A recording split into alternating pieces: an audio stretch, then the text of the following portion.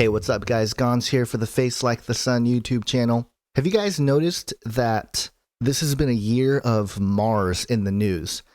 And everything that has been reported about Mars, it seems, has been sort of a bridge between the world of fringe conspiracy theories and UFO hunters and stuff and the mainstream, where the mainstream media reports on some of these strange anomalies that have been seen from images allegedly from Mars.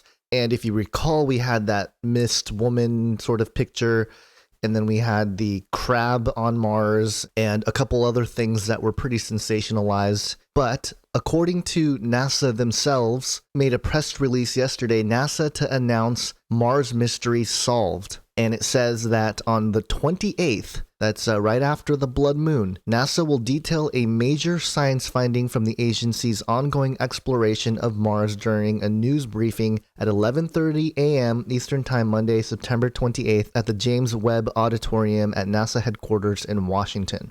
We'll get into what that announcement might be in a minute here, but this comes right at a time, just a week after NASA announced that they're going to choose a couple American companies to transport U.S. astronauts to the ISS. And, they chose Boeing and SpaceX. And speaking of SpaceX, Elon Musk was recently quoted in an article called Elon Musk Nuking Mars and the Colonization of Space. And it seems to be more evidence to suggest that Elon Musk is just pretty much a puppet, of this New World Order, or more specifically, perhaps, the breakaway civilization. And if you don't know what I'm talking about there, I'll leave a link to a lecture that I gave last year on the topic, and other people have talked about it. Richard Dolan is the guy who coined the phrase. But in any case, the whole idea is the colonization of Mars. And according to Musk, he's trying to bring down the cost of each individual to be about $500,000 as being a low-end cost per person to live on Mars. And again, $500,000. How many people in the world have $500,000? It's clear that this is meant for the ultra-rich. And what the article reports is that when Elon Musk was recently on The Late Show with Stephen Colbert, he was asked by Stephen Colbert basically, why we should try to go live on Mars because it's uninhabitable. Well, Musk's response was that while it is uninhabitable, basically there's two ways to make it into an Earth-like planet. And the first way to do it, which is the fast way, is to set off thermonuclear bombs on the poles of Mars. And the second way, the slow way, is to pump greenhouse gases into Mars's atmosphere. So it seems clear to me that Elon Musk and SpaceX has basically been adopted as the front and the sort of public persona to pursue this idea of colonizing Mars. And, they're pouring in the money for it, and, they have their sort of face for it, which is, again, it just seems so bizarre. But in terms of colonizing Mars, it is interesting that this kind of story would come out now because, of course, there is a propaganda piece in the movie The Martian, which was a science fiction book that was very popular last year in 2014. Now it's a movie, Matt Damon starring in it. And so there you have it. That's going to be released on October 2nd, conveniently, which is next week. And let's not forget to mention the Mars Society currently in the deserts of Utah training for, what life will be like on Mars.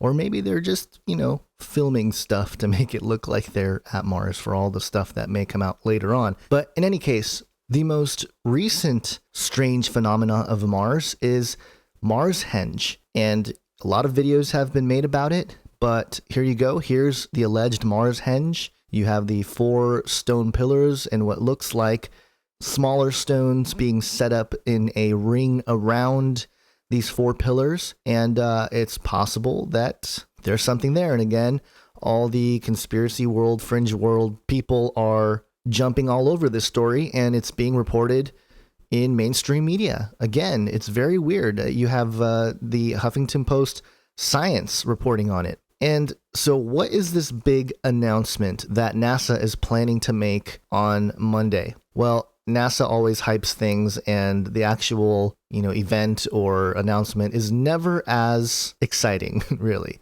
There's a website called inverse.com in an article called What's Behind NASA's Upcoming Mystery Announcement About Mars. And their best guess is flowing water and the potential for alien life. And the article goes through here and looks at the people that are going to be at the press conference and, their recent investigation into a certain area called the RSL, and how it seems to suggest that they're basically going to announce that there is liquid water, probably salt water, that is flowing maybe under the surface of Mars or something like that. And so that's sort of the mundane end of what they're probably going to announce. Now, the more sensational side of what they might announce is the discovery of some sort of microbial life or some sort of life form that lives in that water.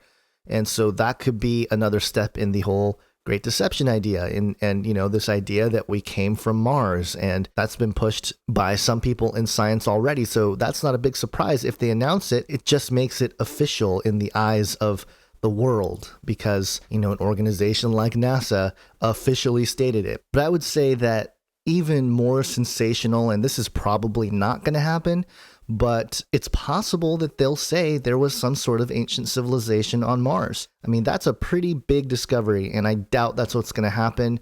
It might be too soon to start peddling that story into the public, but who knows? You never know. They might say that. They might say at least that there was a period of time on Mars that was teeming with life and perhaps even intelligent life.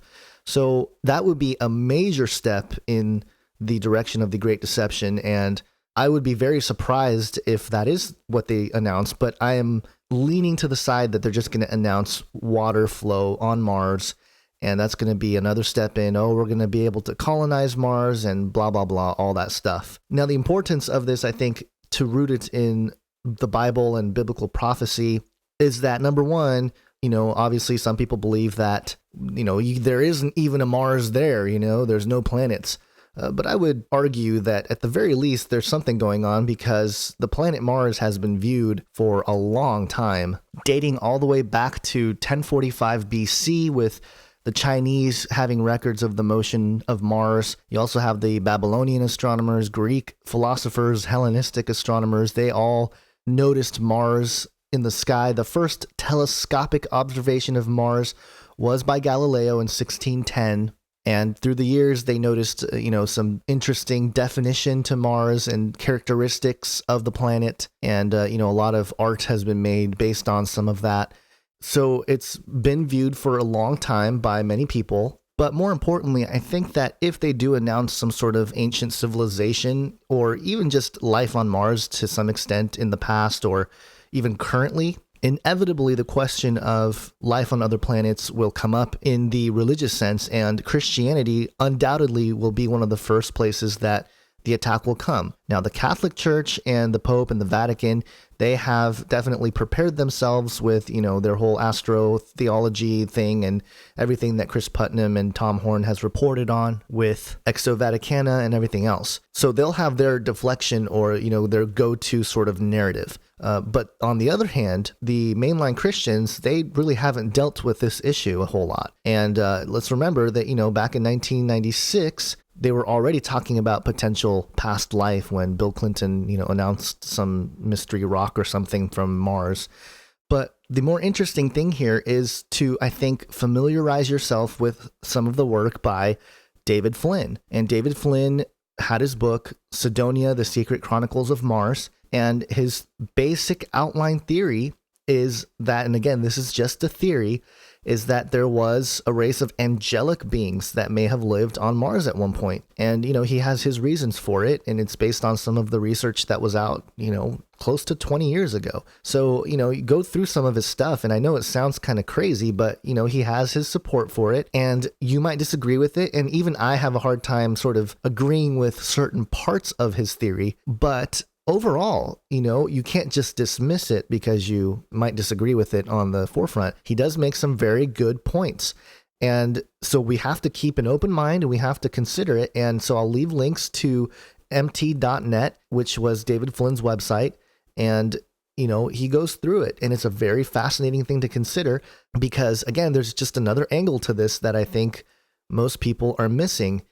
And let me just wrap up with one of the things that David Flynn brings up. And basically, he talks about Jeremiah 4, verses 22 through about 26. And for the basic understanding of this passage, it's talking about the destruction of Judah, and God is sort of in anguish over the desolation of Judah. And he talks about his anguish, and he writhes in pain, and how he can't keep silent. And he even talks about how my people are foolish and know me not. They are stupid children. They have no understanding. They are wise in doing evil, but how to do good they know not. And then he goes into this little section here, and it's really interesting because it says, I looked on the earth, and behold, it was without form and void, and to the heavens, and they had no light. I looked on the mountains, and behold, they were quaking, and all the hills moved to and fro. I looked, and behold, there was no man, and all the birds of the air had fled. I looked, and behold, the fruitful land was a desert, and all its cities were laid in ruins before the Lord, before his fierce anger. And David Flynn points out this idea that the earth, it was without form and void, hearkening back to Genesis early on, the earth was without form and void, and to the heavens, they had no light. I mean, this is very interesting. I mean, this is before let there be light even. And then I looked on the mountains. What mountains is he talking about here if there was no earth? And behold, there was no man. And the word for man there is Adam. So there was no Adam, and all the birds of the air had fled. Now, it's interesting here when you get into some of the Hebrew. And again, I'm not a Hebrew scholar, but I do like getting into some of the Hebrew and looking at it. And if you look at this passage here, the birds, oph, I don't know the Hebrew, but it basically means flying creatures. And it comes from up, Strong's 5774, which means brandish.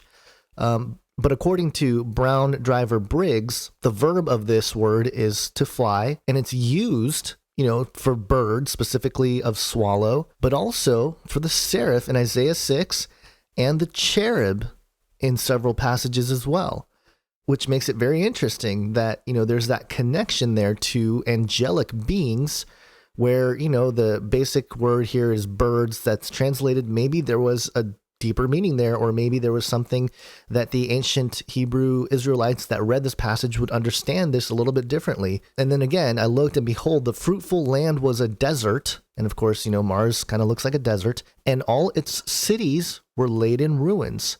And again, how are the cities laid in ruins if the earth is without form and void, and the heavens had no light? So that's the logic that David Flynn uses in one of his arguments. And you're going to have to go through and, decide for yourself if that's accurate or not. I mean, again, I look at it and I see mostly the anguish of Judah. But again, David Flynn pointed out a couple of good points that you have to consider. And we know that the Bible uses layers, of interpretation of meaning. For example, we know that in, Ezekiel 28, it talks about the king of Tyre. But as the passage goes along, it basically describes Satan and how he was the anointed guardian cherub, and how he was expelled of being the guardian cherub from the fiery stones because his heart became proud and things like that. So maybe Jeremiah is explaining a similar thing here, where it goes into some history of the world that God is giving us glimpses of through these passages, and the pattern that he shows based on his anguish over Judah. And we just don't know for sure, but it's very compelling. It's very interesting. So I wanted to leave you guys with that in light of all this Mars news, so that you have something that you can research and dig into that's based on the Bible. And of course, again, we're never going to agree upon everything in the Bible. That's just going to be how it is until the Lord returns and we are shown straight from God himself how things are. And I bet you anything that all of us are going to be like, awesome, yeah, we had that right, but oh man, that part, we did not have that right at all. So I think all of us have that. No one has a perfect theology. No one has a perfect eschatology. So keep that in mind as you sort of investigate these issues, but at least you're in the Word, and that's really the important thing here. So that's about it for this video. Hope you guys have an awesome day. God bless.